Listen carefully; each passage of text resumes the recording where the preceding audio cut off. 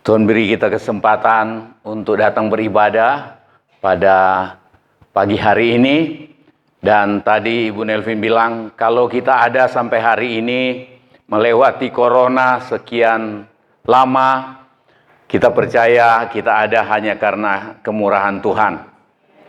Itu sebabnya minggu lalu saya sampaikan, gunakan kesempatan. Pagi hari ini, kita membaca lebih dulu. Ya, Injil Lukas pasalnya yang ke-10. Kisah ini seringkali saudara dan saya dengar mengenai Maria, Marta, Lazarus ketika menerima Tuhan Yesus. Mulai ayat yang ke-38 saya baca lebih dulu.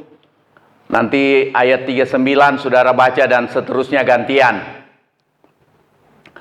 Ayat 38, ketika Yesus dan murid-muridnya dalam perjalanan, tibalah ia di sebuah kampung. Seorang perempuan yang bernama Marta menerima dia di rumahnya. Perempuan itu mempunyai seorang saudara yang bernama Maria. Maria ini duduk dekat kaki Tuhan dan terus mendengarkan perkataannya. Ayat 40, sedang Marta sibuk sekali melayani. Ia mendekati Yesus dan berkata, Tuhan, tidakkah engkau peduli bahwa saudaraku membiarkan aku melayani seorang diri? Suruhlah dia membantu aku. Tapi Tuhan menjawabnya, Marta, Marta, engkau khawatir dan menyusahkan diri dengan banyak perkara. Ayat 42, baca sama-sama 1, 2, 3. Tetapi hanya satu saja yang perlu. Maria telah memilih bagian yang terbaik yang tidak akan diambil daripadanya. Pagi ini kita mau lihat apa yang Tuhan Yesus nyatakan. Pernyataan Tuhan Yesus dalam ayat yang ke-42. Maria telah memilih bagian yang terbaik. Saudara, kalau memilih, kita pilih bagian yang terbaik. Kita pilih yang terbaik. Dan tiap hari, tiap saat, Tuhan perhadapkan ke kita, Tuhan tawarkan ke kita hal terbaik. Tetapi kita harus buat pilihan. Kita bikin keputusan untuk memilih dan memilih yang terbaik. Banyak kali kita salah pilih, itu sebabnya kita dapat yang bukan terbaik. Kadang-kadang sangat jauh dari yang baik. Kita mau lihat pagi ini bagaimana pilihan yang terbaik itu. Kita lihat mengenai pilihan yang terbaik, hal yang terutama, yang baik. Maria telah memilih bagian yang terbaik yang tidak akan diambil daripadanya.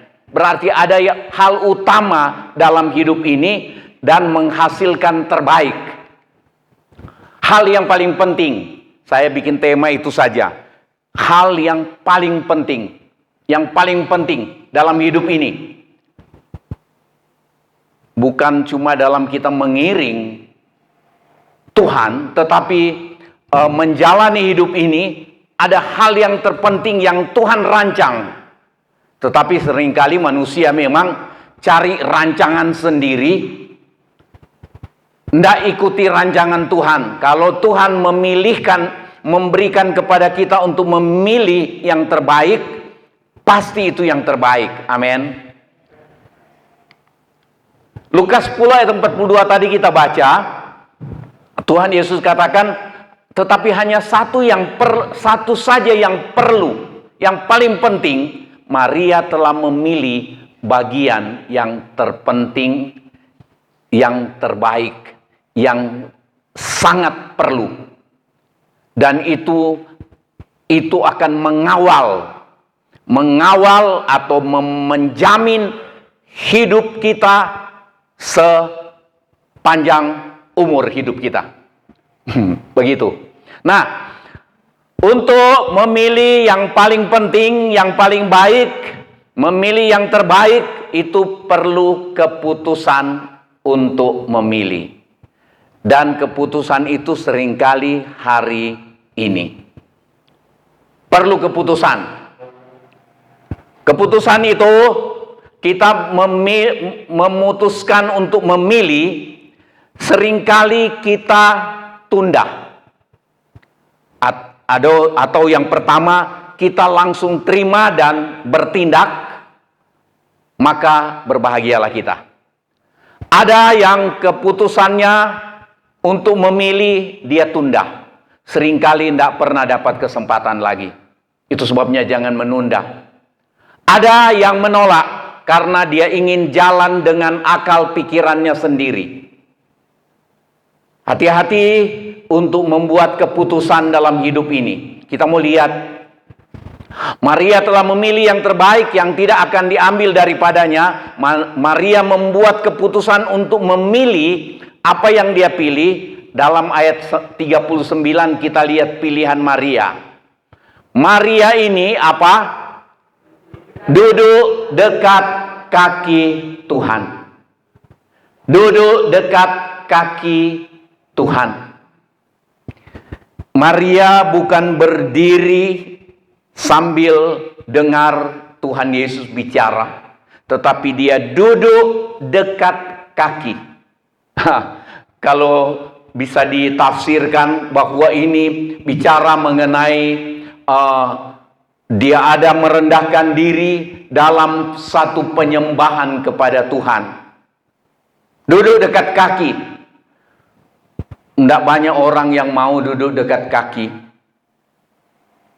Merendahkan diri. Tetapi seorang penyembah adalah orang yang rendah hati. Orang yang penyembah yang benar adalah seorang yang rendah hati. Kalau kita lihat orang itu seringkali menyembah, memuji, menyembah Tuhan, tetapi sombongnya jalan terus, baik sombong terang-terangan maupun sombong yang terselubung, dia bukan pemuji dan penyembah Tuhan yang benar, penyembah yang benar. Itu penyembahannya, itu penyembahan yang hendak pernah berkenan kepada Tuhan. Tetapi seorang penyembah dan pemuji adalah orang yang merendahkan diri, orang yang rendah hati. Tidak ada gunanya kita nyombong. Kita ingat firman Tuhan dalam suratan Petrus katakan, rendahkanlah dirimu di bawah tangan Tuhan yang kuat, supaya engkau ditinggikannya pada waktunya. Enak kan? Janjinya enak. Sebab Allah melawan orang sombong, tetapi apa? Mengasihani orang yang rendah hati.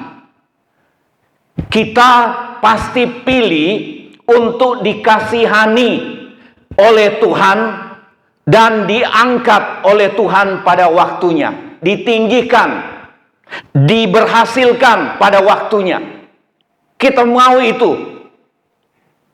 Tetapi seringkali yang kita lakukan nyombong ndak habis-habis. Rasanya rugi kalau ndak nyombong ke orang. Kita lihat banyak hal untuk orang menyombongkan diri. Akhirnya yang dia dapat adalah dia dilawan oleh Tuhan. Karena undang-undang yang Tuhan sampaikan, Allah melawan orang sombong. Dari pendeta, anggota gereja, dari masyarakat bangsa ini, dari pemimpin bangsa, dari tokoh agama, dari mahasiswa yang sedang berdemo hari ini. Tuhan tahu siapa, apa yang ada di hati seseorang. Tuhan tahu. Tadi saya tulis di Facebook, saya tidak percaya, saya kurang percaya kalau demo ini semata-mata tujuan untuk kebaikan bangsa. Semata-mata untuk tujuan kebaikan bangsa. Tuhan tahu apa yang ada di hati orang yang menggerakkan kita untuk berbicara, menggerakkan saya untuk berbicara. Apakah kesombongan atau karena terbeban untuk supaya orang lain memilih hal yang terbaik. Tuhan tahu hati kita ketika kita berbicara, ketika kita berbuat sesuatu. Nah, dia duduk dekat kaki Tuhan dan kemudian terus mendengarkan perkataannya Tuhan. Kalau bicara terus mendengarkan, berarti dia setia untuk dengar firman. Dia setia dengar firman dalam kerinduan hati. Dia merendahkan diri dalam penyembahan kepada Tuhan, kalau kita bisa tafsirkan seperti itu. Kemudian dia terus mendengar, berarti perhatiannya penuh.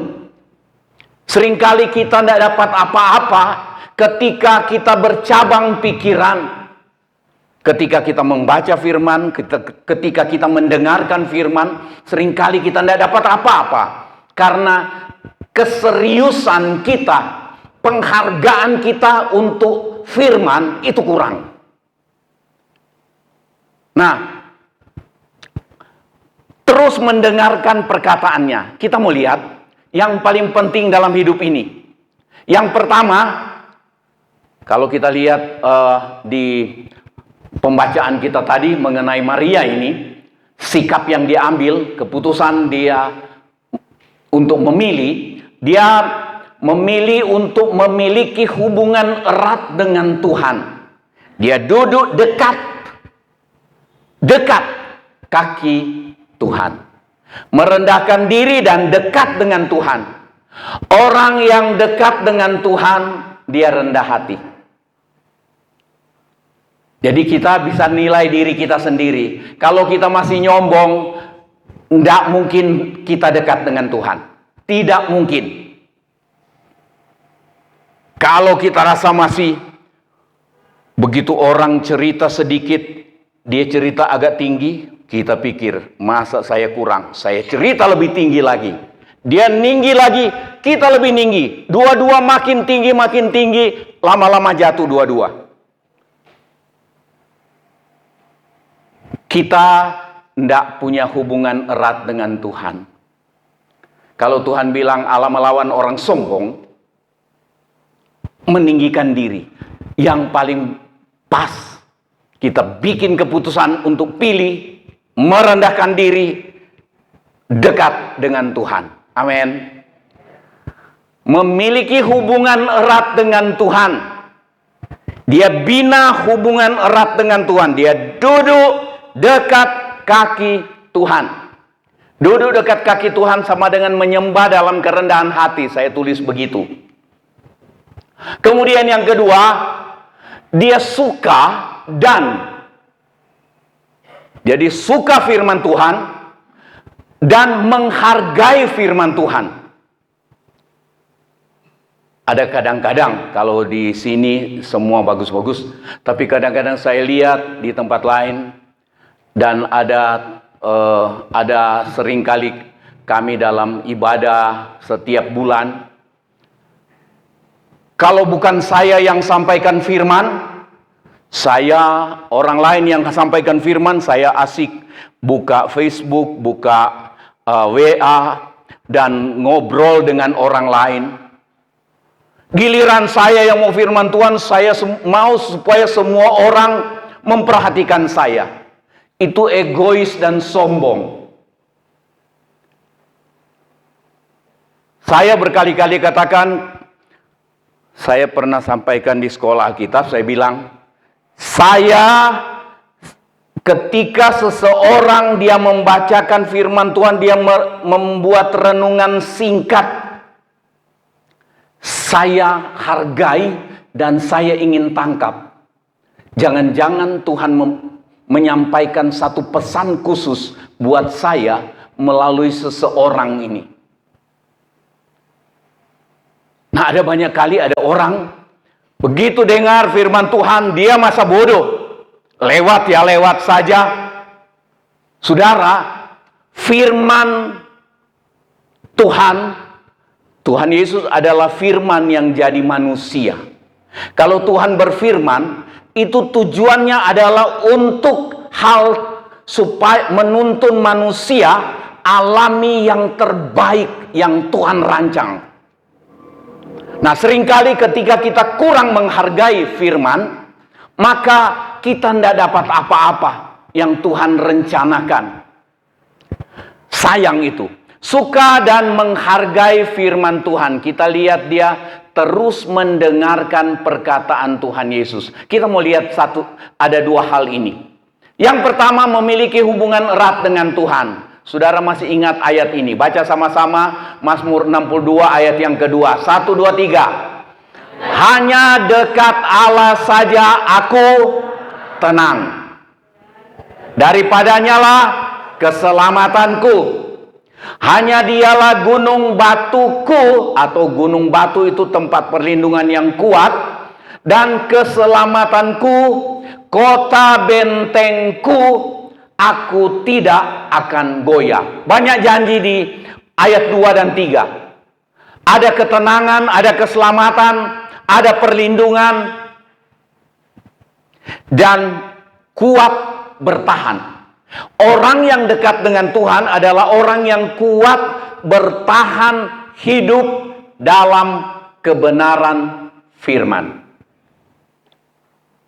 Orang yang dekat dengan Tuhan memelihara, membina hubungan erat, hubungan dekat dengan Tuhan, dengan Allah, maka orang itu alami ketenangan.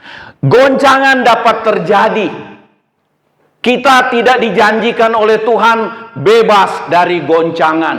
Ada orang cuma pegang ayat 1000 orang rebah di sisi kiri dan engkau tidak kena. Kalau cuma ayat itu yang dipegang, kaget dia.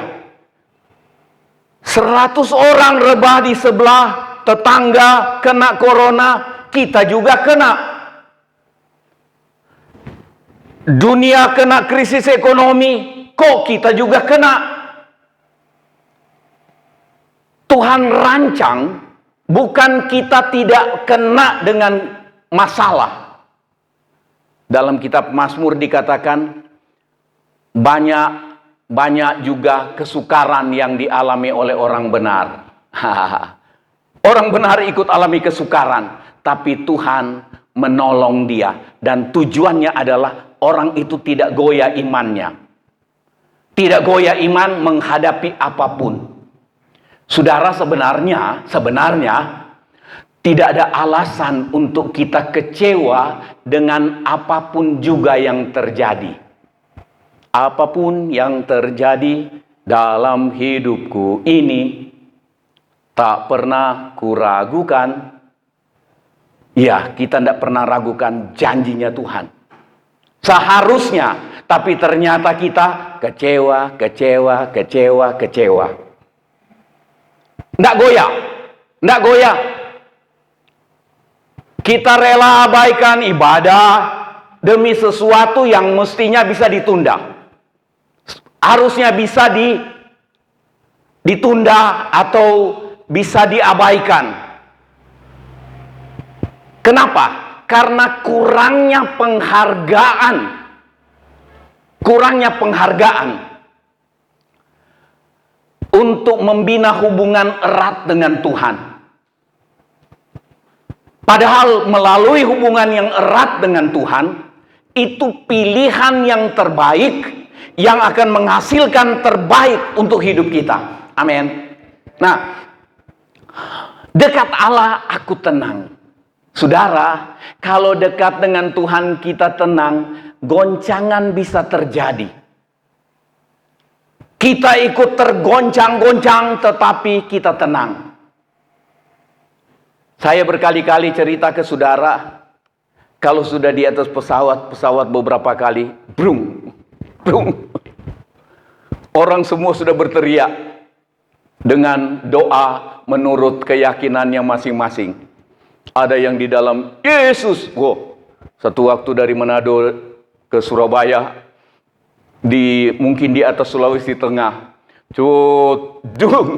pesawatnya agak jatuh sedikit, entah beberapa puluh meter ke bawah. Ada yang teriak Yesus, ada yang teriak ya Allah. Ada saja macam-macam. Saya tidak dengar ada yang yang pakai nama lain lagi. Pokoknya macam-macam lah. Tapi semua berseru. Kaget. Tapi ya saya bukan GR, saya tidak kaget. Kaget juga. Siapa yang tidak kaget? Tetapi kalau saya lihat kebanyakan orang sudah gemeter, saya pikir tenang aja. Di atas memangnya kita bisa minta pilot suruh berhenti di depan pasar dulu Panarukan. Saya takut teruskan perjalanan ini. Nggak bisa di atas sama-sama sementara terbang. Jadi ya tenang saja. Tapi saya ingat, tidak ada sesuatu pun yang terjadi dalam hidup ini tanpa seizin Tuhan. Saya tahu Tuhan ada beserta. Itu sebabnya saya tenang. Saya tenang. Miliki kedekatan, miliki hubungan erat, bina hubungan erat dengan Tuhan. Supaya kita tenang menjalani hidup ini, apapun yang terjadi. Itu yang namanya kita tidak akan goyah. Amin. Mazmur 23 ayat 4, sekalipun aku berjalan dalam lembah kekelaman, aku tidak takut bahaya, sebab engkau besertaku. Aku tidak takut bahaya, sebab engkau besertaku. Tidak takut bahaya. Tuhan beserta. Tuhan beserta dengan kita berarti Tuhan jadi dekat dengan kita. Kita dekat dengan Tuhan karena kita bina hubungan erat dengan Tuhan. Maka kita dekat dengan Tuhan. Berarti Tuhan beserta dengan kita. Itu sebabnya pemazmur katakan, aku tidak takut sekalipun aku melewati lembah kekelaman. Terjemahan lama katakan, aku melewati lembah bayang-bayang maut. Aku tidak takut. Dia katakan, aku tidak takut bahaya. Bahaya dapat datang, tetapi dia tidak takut dengan bahaya itu. Karena engkau besertaku. Mau jadi apa, jadilah. Tetapi yang kita tahu, Tuhan beserta. Amin. Nah, ada saya kutip ayat Yakobus pasal 4 ayat yang ke-8. Saya tidak bisa baca dari sini, dari sana. Saya catat begini, mendekatlah kepada Allah dan Ia akan mendekat kepadamu. Oh, ini dia. Ini. Mendekatlah kepada Allah dan Ia akan mendekat kepadamu. Kita mendekat kepada Allah. Tuhan berseru melalui bermacam cara supaya kita dekatkan diri dengan Allah. Karena itu yang terbaik. Itu menghasilkan terbaik untuk kita. Dekatkan diri kepada Allah, maka Dia akan mendekat kepadamu. Rumusnya itu. Mendekatlah kepada Allah, bina hubungan erat dengan Tuhan. Amin. Nah, gadamu dan tongkatmu itulah yang menghibur aku. Ada penghiburan bagi orang yang dekat dengan Tuhan. Terhibur. Dia tenang, dia tidak takut, dia terhibur, dia tidak goyah. Nah, kedua, Maria suka dan menghargai firman Tuhan. Tadi dikatakan dia terus mendengarkan perkataan Tuhan Yesus. Mazmur pasal 1 ayat 2. Tetapi ayat 1 dikatakan berbahagialah orang. Berbahagialah orang yang gini. Kemudian yang kesukaannya ialah Taurat Tuhan, firman Tuhan. Dan merenungkan Taurat itu siang dan malam. Ini orang yang suka firman. Bukan merenung-renung apa yang dikatakan oleh tetangga, menyakitkan hati. Bagaimana saya bisa balas supaya orang yang ngomong itu lebih sakit hatinya. Itu yang kita renungkan sepanjang malam. Tak bisa tedung, nggak bisa tidur. Kita jengkel. Itu tadi pembeli datang seenaknya ngomong. Sudah tunjuk itu, tunjuk ini, tunjuk ini, tunjuk ini, ndak jadi beli. Nawar keterlaluan, jengkel kita, pikirkan sepanjang malam. Heran, lain kali kalau dia datang, saya ndak mau layani dia. Tapi waktu kita melayani Tuhan, jamah hatinya. Kalau saya ada salah melayani dia, saya minta ampun. Tuhan jamah hatinya, toto dia datang lagi. Nggak nawar, langsung bayar. Nggak, ini bukan ramalan. Cuma hayalan saya. Tetapi saudara, orang yang suka firman Tuhan dan merenungkannya, katanya ayat yang ketiga, dia seperti pohon yang ditanam di tepi aliran air yang menghasilkan buah pada musimnya. Kalau bukan musim, jangan maksa cari buah. Menghasilkan buah pada musimnya, ada teraturnya. Orang yang suka firman dan merenungkan siang dan malam, dia hargai firman. Tentunya orang yang suka firman dan menghargai firman, merenungkannya, bukan untuk dipakai nembak orang, bukan untuk dipakai untuk berdebat, tetapi untuk dipraktekkan. Amin. Orang itu yang seperti pohon yang ditanam di tepi aliran air, yang menghasilkan buahnya pada musimnya. Kemudian apa? Tidak layu daunnya, segar terus. Dia segar.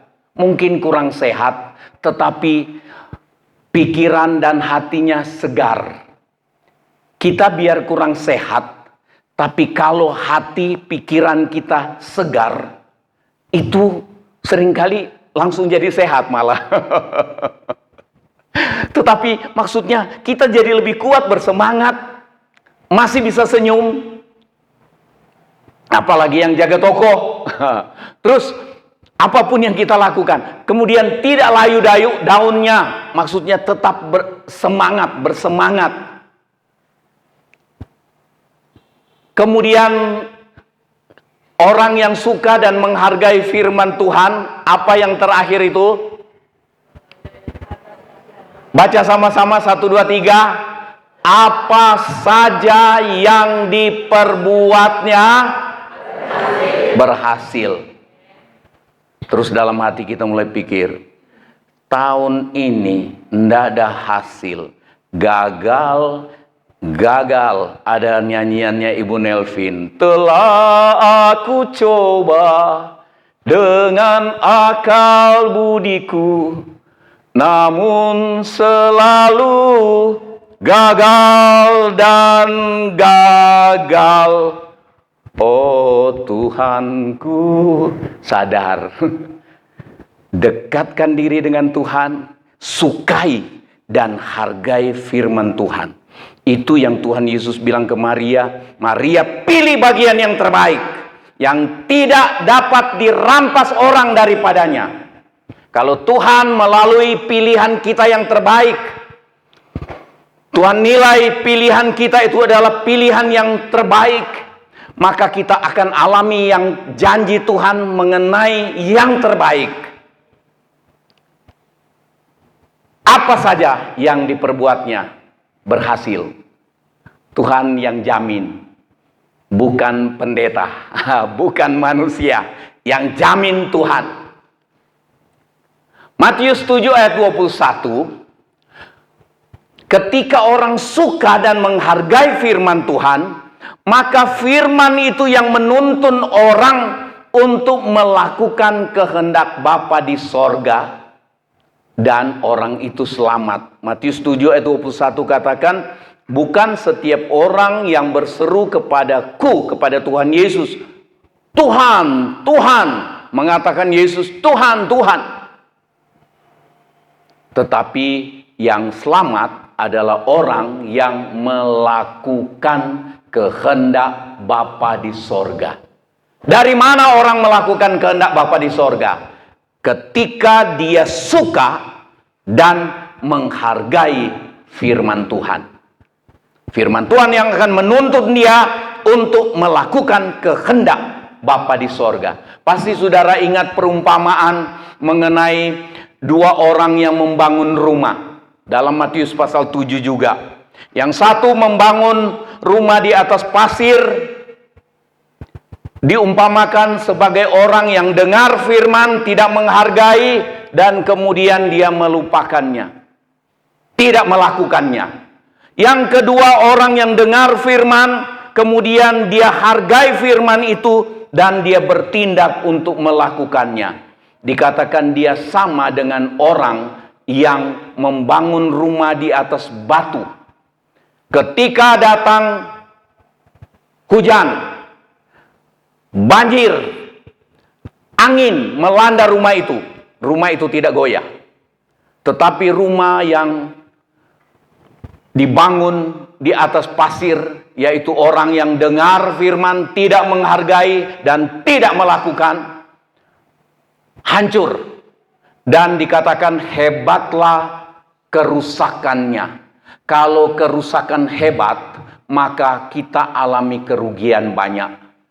Dan Tuhan tidak rancang kita dirugikan. Tuhan mau kita jadi seperti yang membangun di atas batu, membangun rumah di atas batu. Dia dengar firman, dia sukai firman, dia renungkan siang dan malam, dia lakukan. Kemudian datang masalah, hujan, banjir, angin melanda rumah. Tetapi firman Tuhan katakan, dia tidak goyah. Tadi ayat di dalam kitab Mazmur, aku tidak akan goyah. Dekat dengan Allah, dia tidak goyah. Dia tetap bertahan di dalam Tuhan. Dan ayat ini katakan, melakukan kehendak Bapa di sorga, selamat. Bertahan, yang bertahan sampai kesudahan, itu selamat. Tuhan Yesus katakan begitu. Hal yang terpenting, Lukas 10 ayat 42, tetapi hanya satu saja yang perlu, Maria telah memilih bagian yang terbaik, bagian yang terpenting, yang tidak akan diambil daripadanya. Jadi yang pertama adalah memiliki hubungan erat dengan Tuhan, duduk dekat kaki Tuhan, menyembah dalam kerendahan hati, suka dan menghargai firman Tuhan, terus mendengarkan perkataan Tuhan Yesus. Akibatnya sama-sama baca, berbahagia atau selamat dan berhasil. Mazmur 1 ayat 1-3. Berbahagia orang yang kesukaannya ialah Taurat Tuhan. Kita sama-sama berdiri, nyanyi nyanyian ini.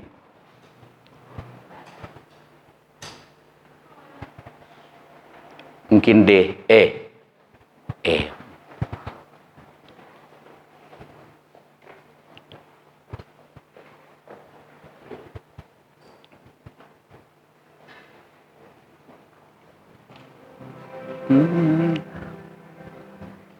Ya, agak girang.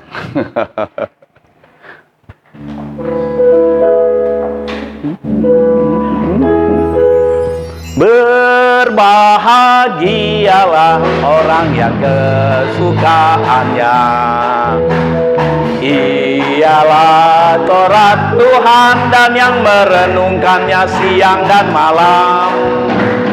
Dia seperti pohon yang ditanam di tepi aliran air, yang menghasilkan buahnya pada musimnya. Berbahagialah, berbahagialah orang yang kesukaannya ialah Taurat Taurat Tuhan dan yang merenungkannya siang dan malam. Ia seperti pohon yang ditanam di tepi aliran air, dan yang menghasilkan buahnya pada musimnya, dan yang tidak layu daunnya. Apa saja yang diperbuatnya pasti berhasil. Sekali lagi, berbahagia. Berbahagialah orang yang kesukaannya. Amin. Ialah Taurat Tuhan dan yang merenungkannya siang dan malam. Dia seperti pohon yang ditanam di tepi aliran air, yang menghasilkan buahnya pada musimnya, dan yang tidak layu daunnya.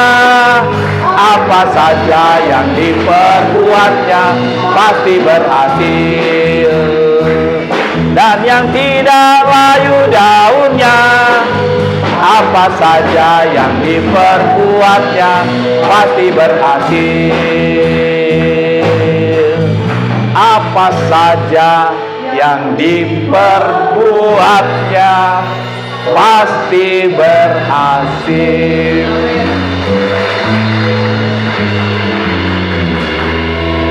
Ngomong di hadapan Tuhan, ngomong ke diri sendiri. Sukai firman Tuhan, renungkan siang dan malam, bina hubungan erat dengan Tuhan. Maka engkau bilang ke hati sendiri, engkau akan seperti pohon yang ditanam di tepi aliran air, tak usah disiram, dan apa saja yang engkau perbuat Tuhan jadikan berhasil. Haleluya. Angkat tangan dengan iman. Firman-Mu Tuhan, pelita bagiku. D saja. Firman-Mu Tuhan, pelita kakiku, yang menerangi setiap langkahku. Di dalam pencobaan, Engkau kekuatanku. Ku percaya Engkau besertaku. Firman-Mu, firman-Mu Tuhan, pelita kakiku, yang menerangi setiap langkahku. Di dalam pencobaan, Engkau kekuatanku. Ku percaya Engkau besertaku. Tundukkan kepala sebentar. Kita akan nyanyikannya kornya. Firman-Mu pelita kakiku, yang menerangi setiap langkahku. Sukai firman Tuhan, renungkan itu, bina hubungan erat dengan Tuhan dalam kerendahan hati. Seringkali tidak enak untuk merendahkan diri, tapi Tuhan latih kerendahan hati kita melalui sikap orang lain di sekitar kita. Tidak ada gunanya nyombong. Allah melawan orang sombong.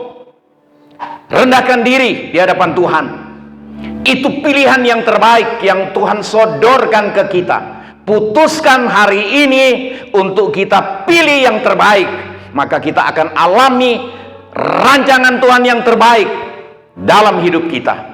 Angkat tangan dengan iman. Firman-Mu Tuhan, pelita kakiku. Saya undang Ibu Guat datang ke depan untuk berdoa. Pelita kakiku, yang menerangi setiap